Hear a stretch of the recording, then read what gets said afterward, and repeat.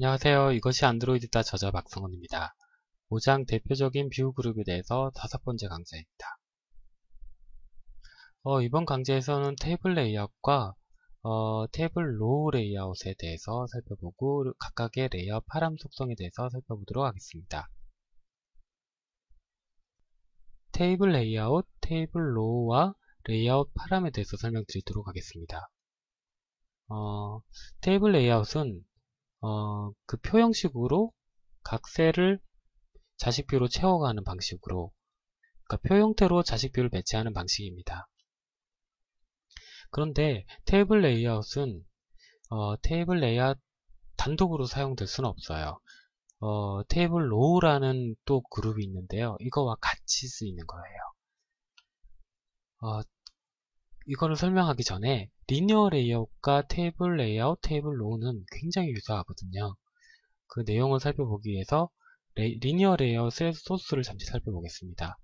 리니어 레이아웃으로 이 전체를 하나 감싸고 있고 그 안에 중첩으로 리니어 레이아웃 2개가 들어가고 있어요.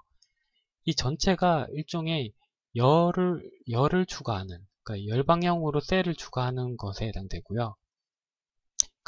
각각의 안에 있는 리니어 레이아웃은 그러니까 홀리젠탈로 방향으로 지금 배치하고 있는데 행에 해당돼요.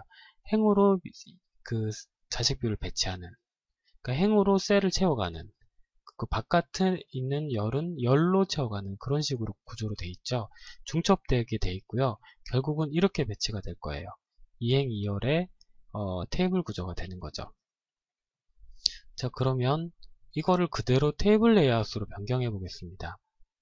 자, 그러면 테이블 레이아웃과 테이블 로우를 사용해서 그대로 리니어 레이아웃에 했던 것을 기억해 두고 비교하면서 살펴보겠습니다. 테이블 레이아웃은 일종의 리니어 레이아웃의 오리엔테이션을 버티컬로 설정한 부분과 같아요. 그렇게 테이블 레이아웃을 상위에 설정하면 그 하위에 자식표가 추가되면 수직으로, 그러니까 열방향으로 자식표가 추가되는 거죠. 리니어 레이아웃과 비슷하게요.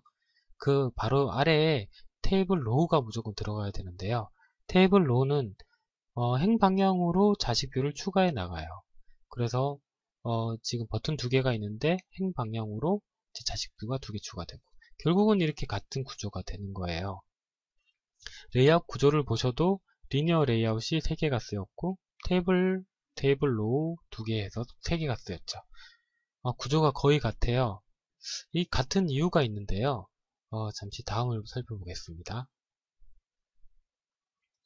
이렇게 그 리니어 레이아웃과 테이블 레이아웃, 테이블 로우가 유사한 이유는 그 상속도를 잠시 살펴보면 되는데요. 리니어 레이아웃은 뷰 그룹을 상속받고 뷰 그룹은 뷰를 상속받아요.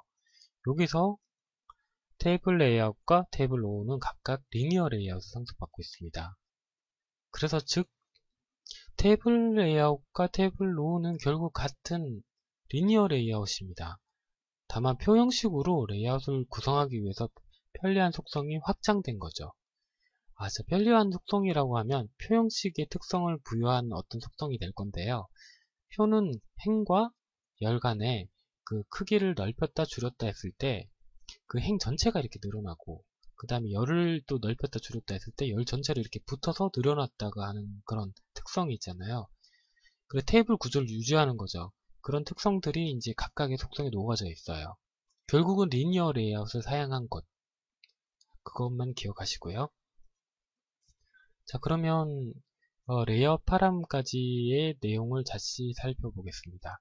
자, 리니어 레이아웃을 상속받는 테이블 레이아웃과 테이블 로우가 있고요.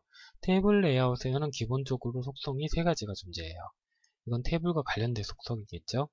자, 테이블 로우에서는 기본적인 속성은 없어요. 자, 레이아웃 파람 속성을 살펴보겠습니다.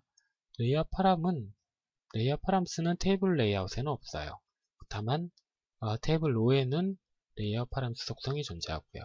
왜 이렇게 이제 각각이 따로따로 존재하는지는 이 속성을 배워가면서 당연히 하나씩 알게 될 겁니다. 자, 이거는 뷰 그룹이 자식뷰를 배치하기 위해 자식뷰기가 요구하는 속성입니다. 가장 먼저 테이블 레이아웃의 기본 속성, 세 가지를 살펴보도록 하겠습니다. 리니어 레이아웃을 배웠기 때문에 그 리니어 레이아웃에서 표의 특성을 부여하기 위해서 어떤 속성들이 나왔는지 그 기준에서 살펴보시면 좀 쉬우실 거예요. 자, 먼저 collapse columns라는 속성을 먼저 설명드리도록 하겠습니다. collapse columns 속성은 지금 구조를 잠시 보시면요. 테이블 레이아웃이 있고요. 그 아래에 테이블 로우가 두 개가 있어요. 그 다음에 테이블 로우는 각각 세 가지의 자식 아이템들이 있고요. 그 내용을 살펴보면 이런 구조예요. 전체적인 테이블 로우가 두 개라는 말은 행이 두 개라는 말이죠. 그 행에 이제 각각의 열들이 추가가 돼요. 거기 보시면 지금 버튼이 3개가 들어가 있고 각각의 이렇게 확인하기 좋게 이름을 0x0, 0x1, 그러니까 그 0행, 0열, 0행 1열, 0행 2열 이렇게 구분해 놨어요. 자, 이런 구조인데요. 여기서 테이블 레이아웃의 기본 속성인 collapse columns라고 주고요. 0,2라고 하면 테이블이 이렇게 없어져 버리는 거예요. 0,2라는 말은 0열과 컬럼이니까 컬럼스가 열이거든요. 자, 0열과 2열을 없애라란 뜻이에요. 분개시켜라 뭐 이런 뜻이겠죠. 결국 컬랩스 컬럼스도 리니어 레이아웃과 구별되는 그러니까 특정 열을 그러니까 없애버리는 그런 기능 속성들이 이제 강화되는 거예요. 다음 속성을 살펴보면 시링크 컬럼스 속성이 존재합니다. 이 속성도 실행된 화면으로 제가 설명을 드릴게요. 이런 화면이 구성됐다고 했을 때 지금 제가 이 행에 그 뷰1에 대한 텍스트를 좀 길게 썼어요. 그래서 이제 벗어나 버렸죠. 그렇지만 이게 여기서도 이 테이블 레이아웃의 특성을 볼 수 있는 게 밑에 글이 늘어나 가지고 이렇게 늘어나면 위에 행도 같이 이렇게 늘어난다는 거. 그러니까 테이블 구조를 유지하는 거죠. 이것도 늘어나서 이것도 같이 늘어나고 이것도 늘어났기 때문에 위에는 충분히 여유 공간이 돼도 이 셀과 셀의 간격을 끊어버리지 않아요. 유지한 채 늘어나는 거예요. 자, 어쨌든 이렇게 테이블이 늘어나 버렸어요. 밑에 행에 글자들이 많아져서 렉 컨텐츠이기 때문에 글자 크기 그대로 차지하고 있죠. 이때 시링크 컬럼스 속성 1이라고 주면 자, 1번에 여기 행의 열에 해당돼요. 이 열을 어떻게 바꾸냐면 이렇게 줄여버려요. 그러니까 이렇게 쭉 간격을 줄여버려서 이 테이블을 전체를 표현할 수 있도록 크기를 만들어 버리는 거죠. 얘는 줄고 이제 나머지들은 자기 크기대로 모든 내용을 표현할 수 있게 됐죠. 이것도 테이블 속성을 강화시킨 거죠. 특정 열을 전체적으로 이렇게 줄여버린 거니까. 예, 시링크 컬럼스 속성은 이제 특정 열을 줄여서 나머지 열들을 다 보이도록 만드는 속성이기도 합니다. 자, 이게 1열이니까 이렇게 줄여버리는 거죠.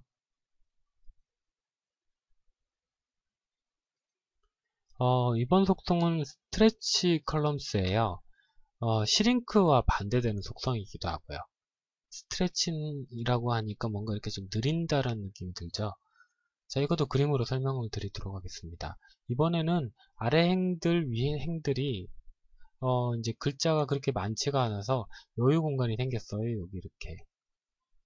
자, 이렇게 여유 공간이 생겼는데 여기서 이 여유 공간을 스트레치 컬럼스 1이라고 했으면 또 일행을 말하는 거거든요. 이 일행을 이렇게 늘려버리는 거예요. 이 여유 공간이 남은 공간을 사용을 해버리는 거죠, 얘가. 그래서 스트레치 컬럼 1이라고 주면 그 전체 그 테이블 레이아웃의 전체 크기에서 이 열을 최대한 넓혀서 빈틈 없이 이제 전체 공간을 채우게 만드는 그런 역할을 하고 있어요. 이 스트레치 컬럼스 속성과 앞에서 배운 시링크 컬럼스 속성은 전체적으로 레이아웃을 이렇게 당겨서 아니면 느려서 전체적으로 화면을 채우고 있죠. 그러니까 지금 행간의 넓이를 채우고 있는데요. 이 속성들은 레이아웃 유연성 속성과 레이아웃을 유연하게 하는 속성들이에요. 시링크 컬럼스 속성은 그 자기의 영역을, 그러니까 테이블 레이아웃의 영역을 넘어갔을 때 어떤 특정 열을 줄여서 화면을 가득 채우고 있고요. 그 다음에 스트레치 컬럼스 속성은 남는 공간이 생겼을 때 느려서 공간을 채우고 있죠. 그래서 리니어 레이아웃의 웨이트 같은 것, 그 다음에 렐러티브 레이아웃의 여러가지 조합으로 느리는 그런 속성들, 그런 속성들과 같이 유연석 속성이에요. 그래서 꼭 기억해둬야지 많이 쓰인다는 말이죠. 그래서 꼭 기억해두는 게 좋습니다. 그 다음에는 이제 레이아웃 파람스 속성으로 넘어가는데요. 테이블 로우에는 레이아웃 파람스 속성이 존재하고요. 총 두 가지 속성들이 있습니다. 먼저 레이아웃 컬럼 속성부터 살펴볼게요. 소스 내용이 있고요. 그림을 보면서 설명드리도록 하겠습니다. 로우에서 각 행에 셀이 3가지가 추가됐어요. 버튼 3개. 이렇게 3가지가 추가되고요. 그 아래의 행에는 2개의 버튼을 추가했습니다.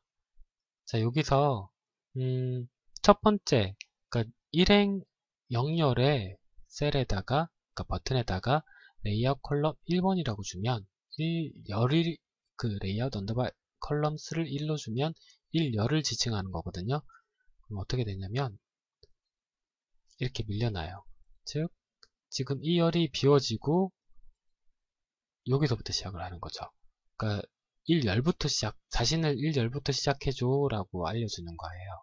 그러면 1열부터 시작하고 다음의 셀은, 다음의 뷰는 자기를 기점으로 다음부터 이렇게 추가해서 밀려나는 거예요. 정리하자면 레이아웃 컬럼스 속성은 자기가 이제 위치할 컬럼의 위치를 바꾸는 거예요. 자, 다음은 레이아웃 언더바 스팬 속성인데요. 레이아웃 스팬 속성도 그림으로 설명드리도록 하겠습니다. 이 소스가, 이 XML이 실행된 화면이고요. 아까 유사한 그림인데, 이 행에, 두 번째 열에 해당하는 셀의 뷰를 레이아웃 스팬 2라고 주면요.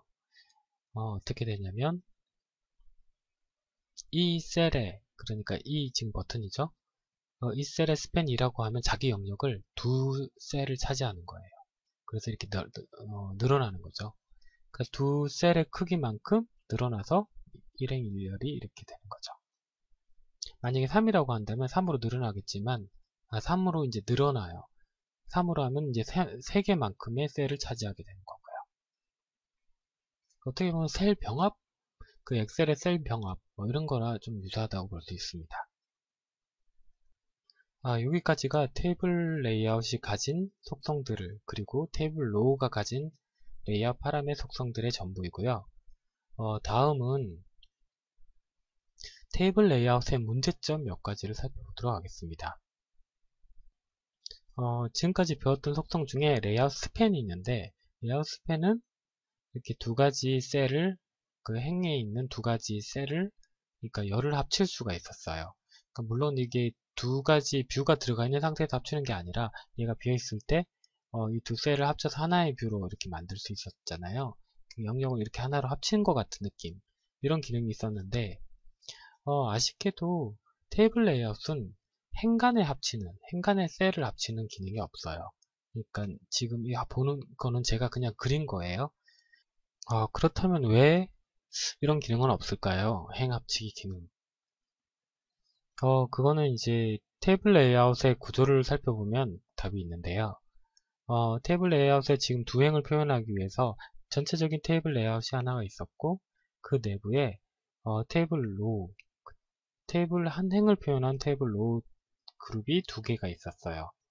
이때 이렇게 합쳐야 되는 건데, 뷰 그룹 자체, 그러니까 뷰 그룹 자체는 다른 뷰 그룹의 영역을 서로 침범하면 안 돼요. 근데 이걸 합쳐버리면 이행이 이까지 가버리기 때문에 영역을 침범하게 되는 거기 때문에 뷰 그룹의 구조 자체가 깨지는 거죠. 그래서 구조적으로 이거는 구조적인 문제라서 당연히 안 되는 거가 맞아요. 자, 이를 위해서 이거를 하나로 이렇게 행렬을 표현할 때 하나의 뷰 그룹을 사용하면 당연히 이게 합쳐지는 게 가능하겠죠.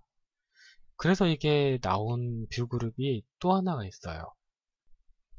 그것이 바로 다음 장에서 배우게 될 그리드 레이아웃이라는 겁니다. 그리드 레이아웃은 테이블 레이아웃의 하위에 테이블 로우, 그러니까 그 중첩에서 뷰 그룹을 사용하지 않고도 테이블 형태를 표현할 수 있는 구조예요. 그리드 레이아웃은. 즉, 그 단독 뷰, 그러니까 그리드 레이아웃 하나만으로 표 형태를 표현할 수 있다는 말입니다. 그렇다고 그리드 레이아웃은 만능은 아니에요. 지금 그냥 이런 장점이 있다고 다음 장을 소개하기 위해서 설명한 것이지 절대로 그리드 레이아웃이 만능은 아니에요. 오히려 더 단점이 많을 수도 있어요. 어쨌든 다섯 번째 강좌를 여기서 마치도록 하고요. 여섯 번째 강좌에서는 그리드 레이아웃으로 다시 만나 뵙겠습니다. 감사합니다.